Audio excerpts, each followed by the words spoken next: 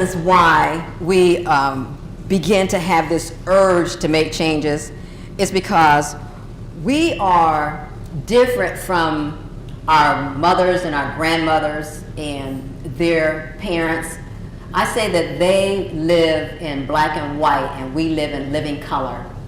When you look at pictures of women in their 20s and 30s and 40s and 50s, they look really stern and everything is in black and white. When they were raised pretty much to raise a family. That was their charge, that was their job. Or they might work the land.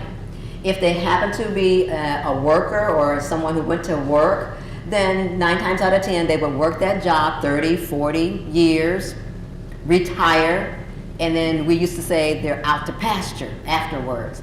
But all women of today, we don't go out to pasture today.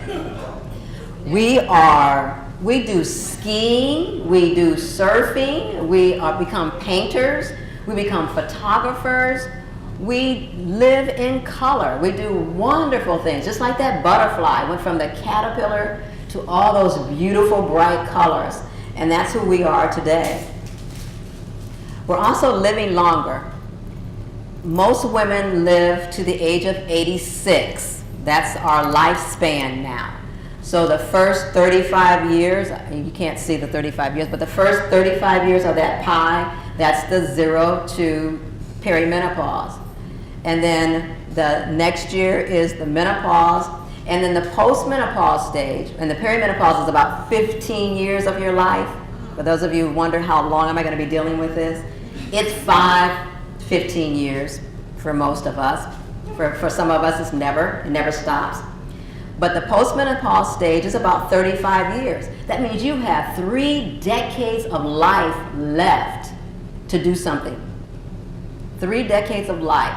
So 35 years, and that's a very long time. And that's why we choose to do other things and have the ability to do other things. And the last thing is we have a leap of faith.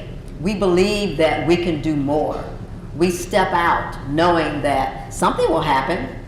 It might be good, it may not be so good, but at least you have the faith enough to step out and see what happens.